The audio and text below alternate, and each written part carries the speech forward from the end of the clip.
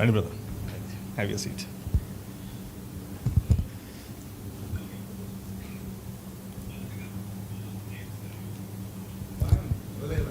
Right. So James గారు, good morning. Good morning అన్న. ఏంటి టెన్స్గా ఉన్నారా? అలాంటిది ఏం లేదన్న. ఏం లేదా? ఫుల్ ప్రిపేర్డా? అవునన్నా. ఓకే, ఏంటి అసలు మొదటి సబ్జెక్ట్ ఏం మాట్లాడాలనుకుంటున్నారు? ప్రధానమైనది బైబిల్ మనకు పరిచయం చేసింది విగ్రహార్పితాల గురించి ఏవైతే ఉన్నావో అవి సంఘానికి, సొసైటీలో విశ్వాసిగా అతను ఫేస్ చేసే విషయాలు నేను గమనించానన్న. వాటి విషయాలు ఎక్కువగా నేను ప్రెజర్ చేసి మాట్లాడాలనుకుంటున్నాను. అది నా మోటో అన్న. ఓకే, మీ ఉద్దేశంలో విగ్రహం అంటే ఏంటి? అది ఏదైనా దేవుణ్ణి ఎక్కిరించేలా సాతాను డిజైన్ చేసిన ఒక ప్రతిమ. ఒక విధంగా చెప్పాలంటే సాతానికి రిప్రజెంటివ్గా ఈ సొసైటీలో ఉంది. అది దేవుని పిల్లలకి ఏమాత్రం సహవాసం కుదరదు, విగ్రహాలకి దూరంగా పారిపోవడానికి బైబిల్ మనల్ని చాలా కమెంట్ చేసింది. ఆ విషయం మీద ఎక్కువ మాట్లాడాలనుకుంటున్నాను. మనం ఉన్న సమాజంలో క్రైస్తవేతర ప్రజలు చాలామంది ఉన్నారు. అలాంటి ప్రజలను, వారి నమ్మకాలను దుయ్యబట్టడానికి, లేకపోతే దూషించడానికి, లేకపోతే రిజెక్ట్ చేయడానికి మీరు ఎన్నుకున్నటువంటి ఈ సబ్జెక్ట్ ఏమైనా ఉపయోగపడుతుందంటారా? లేదన్న, ఇది మన ఇంటి సమస్య. ఇది మన దేవుడు మనకిచ్చిన పరిధి. వాళ్ళని ఎగ్దేవ చేయడానికి కానీ, వాళ్ళని ఇబ్బంది పెట్టడానికి కానీ ఈ చర్చ కాదు. ఈ విషయంలో అన్నను వంకబెట్టుకుని దాని విషయంలో దేవుడు ప్రభు మోకం మీద ఉమ్మేస్తా అన్నాడు, కత్తి చూసి వస్తా అన్నాడు, రక్షణ తీసి పడేస్తా అన్నాడు, సంఘాలని దులుమాడేస్తా అని చెప్పాడు. ఎంత సీరియస్ మ్యాటర్ మనం అంత సిల్లిగా ఎలా తీసుకుంటాం? పర్లేదులే అని ఒక లూజ్ నాసిరకమైన మాట మనం ఎలా మాట్లాడడం? అది నా మోట అన్న. ఇది ప్రమాదకరమైనది చెప్పాను. ఏంటి మీరు చూస్తున్న ప్రమాదం ఏమిటి? అందులో రక్షణ పోతుంది అన్న. రక్షణ పోయే ప్రమాదం ఉంది. దేవుడు పక్కన పెట్టేస్తాడు విశ్వాసాన్ని. అది ఆదికాండం నుంచి ప్రకటన వరకు బైబిల్ డైరెక్ట్గా మనతో మాట్లాడిన రెఫరెన్స్ ఉన్నాయన్న. దాని విషయంలో మాట్లాడలేం. సో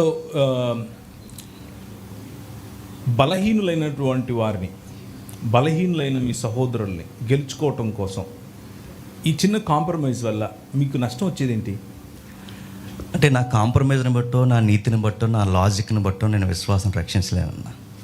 నా దేవుడు ప్రకటించిన వాక్యమును బట్టి, అది వినిట్లు కూర్చున్న క్రీస్తుని కూర్చున్న మాటను బట్టి, దాన్ని బట్టి మనం రావాలి. నా లాజిక్ని బట్టి అయితే వాడికి ఇంకొకటి రీజనబుల్ లాజిక్ దొరికితే వాడు అలా వెళ్ళిపోతాడు. వాడు వచ్చేది సత్యమును బట్టి రావాలన్న. అందుకే సత్యం ఏం చెప్తుందో అదే చెప్పాలనుకుంటున్నాను. సో మీ ఉద్దేశంలో ఏంటి సత్యం? ఈ పర్టికులర్ ఈ సబ్జెక్టును గురించి మీకు అర్థమైన స్పష్టంగా ప్రజలకు మీరు ఇవ్వాలనుకున్న సందేశం ఏమిటి? అపోస్తులు వేసిన పునాది, అపోస్తుల బోధ, ముఖ్యంగా మనం ఎంచుకున్న సబ్జెక్ట్ ఏదైతే ఉందో అది అపోస్తుల కార్యంలో పడిన పునాదిని నేను చూడగలిగాను అన్న విషయంలో. అది సత్యము, దేవుని యొక్క వాక్యము, ఆజ్ఞ, విధులు, నిబంధన, వీటినే నేను ఎలిబ్రేట్ చేయాలనుకుంటున్నాను. సో దేవుని యొక్క వాక్యము, విధులు, నిబంధన ప్రకారంగా విగ్రహార్పితములు తినకూడదు అని మీరు చెప్పాలనుకుంటున్నారు? అవును, సొసైటీకి కాదు, మన ఇంటి వారికి, మన క్రైస్తవులకి, మన బిడ్డలకి చెప్పాలనుకుంటున్నాను. ఓకే, అయితే గత కొద్ది నెలలుగా ఈ మాటలు ఇలాగ వ్యక్తిగతంగా కూర్చుని చాలా ప్రేమపూర్వకంగా మాట్లాడుకునే అవకాశం ఉన్నప్పుడు కొద్దిగా రప్చర్ అయినట్లుగా మీకు అనిపించిందా? అనిపించింది అన్న. అంటే ఓపెన్గానే చెప్తున్నాను, ఆ మాత్రం పౌరుష పదజాలు వాడకపోతే అన్న స్పందించడు, రాడు. ఇలాంటి వెయిట్ ప్లాట్ఫామ్ రావాలంటే కావాలని దురుసుగా నేను రెచ్చగొట్టాను అన్న ఆయన. అంటే నేను అన్నయ్య జూమ్ కాల్లోకి నన్ను పిలిచాడన్నా, అరే తమ్ముడు అన్న వాళ్ళని పిలిచి రా అన్నాడు. నేను జూమ్ కాల్లోకి వెళ్ళిపోయానన్నా. ఆ రోజు నుంచి స్టార్ట్ అయిందన్న. కాకపోతే కొంత పౌరుష పదజాలాలు వాడాల్సి వచ్చింది. ఎందుకంటే అంటే అన్నకు తెలుసో లేదో నాకు తెలియదు, కానీ వాళ్ళు వెనక్కున్న కొంతమంది వాళ్ళు పెట్టే పోస్టులు ఇబ్బందికరంగా ఉన్నాయి. ఫస్ట్ మేము దేవుని ఎదుట, సేవకులు ఎదురు చెప్తున్నానన్న, అన్న పేరు ఎత్తకుండానే సంఘానికి సబ్జెక్ట్ ఇవ్వాలనుకున్నాం మా మొదటి చర్చ వేదికలో. అయితే అది ఎలా వెళ్ళిందో ఏమనుకున్నారో తెలియదు. మేము పాంప్లెట్ రిలీజ్ చేసిన వెంటనే కొంతమంది సహోదరులు, ఇది బైబిల్ చర్చ వేదిక కాదురా, వీపీ మీద కక్షా వేదికను పెట్టండి అని మమ్మల్ని ఎద్దేవా చేశారు. అప్పుడు నేను స్పందించి, అరే మీతో కాదు ఈ పదం వాడానన్నా, జాగిలాలు మీతో కాదు, తలకాయ ఎవరైతే ఉన్నారో ఆ తలకాయ డైరెక్ట్ డిబేట్ మీకు చర్చలోనూ మీతో అన్న అక్కడి నుంచి వర్డ్స్ అన్నీ బయటకు వచ్చినాయి. మీరు ఏమైనా రిగ్రెట్ అవుతున్నారా?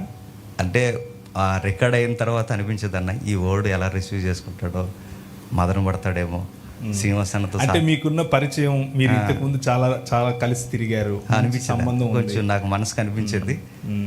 తప్పదు ఇంకా ఈ ఫైట్లో. అప్పుడు శ్రీనివాస్ అన్న చెప్పాను, దీన్ని ఫైట్ గా చూస్తున్నారా? ఫైటే అన్న, ఇది ఫైటే. అవునా? రక్షణ విషయం. అంటే మరి ప్రేమైక్య అంటే చర్చా వేదిక అనంగా? వ్యక్తి మీద నాకేమీ లేదన్న, ఆయన బోధతో ఫైట్ చేస్తున్నాను. అన్నని నేను లవ్ చేస్తున్నాను, నిజంగా చెప్తున్నాను అన్న. శ్రీనివాస్ అన్న కూడా చెప్పాను నేను, బ్రదర్ అన్న ఏమనుకోవద్దని చెప్పండి, నేను లవ్ చేస్తున్నాను అని చెప్పాను. అన్నది అనుకున్నారు. Okay, so you love him. Yes yes. So ఈ చర్చ ద్వారా ప్రేమ తెలియజేయాలనుకుంటున్నారా, ఫైట్ తెలియజేయాలనుకుంటున్నారా? ప్రేమ కలిగి సత్యం చెప్పాలనుకుంటున్నాను. Okay okay. అలాగే ఇప్పుడు మీ అన్నగారితో మాట్లాడదురు కానీ, డైరెక్ట్గానే ఐ లవ్ యూ అని చెప్దురు కానీ, చూస్తున్నటువంటి ప్రజలకి, చూస్తున్నటువంటి తెలుగు ప్రేక్షకులకి, ముఖ్యంగా తెలుగు క్రైస్తవ సమాజానికి మీరు ఈ రాబోయేటటువంటి ఈ రోజంతటిలో కూడా ఏదైనా ఒక్క మాట తీసుకెళ్ళండి, ఇది మీరు తీసుకెళ్లాల్సింది ఈ చర్చ నుంచి అంటే ఏం చెప్తారు?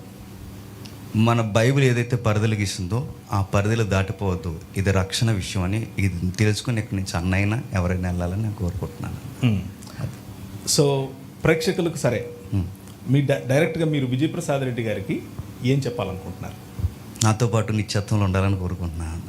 ఏ విషయంలో దేవుడికైనా దూరం అవ్వకూడదు, ఈ సిద్ధాంత విషయంలో అయినా పొరపాటు పడకూడదు, అందరం కలిసి దేవుని సన్నిధిలో ఉండాలని నేను కోరుకుంటున్నాను. Thank you very much brother. Thank you.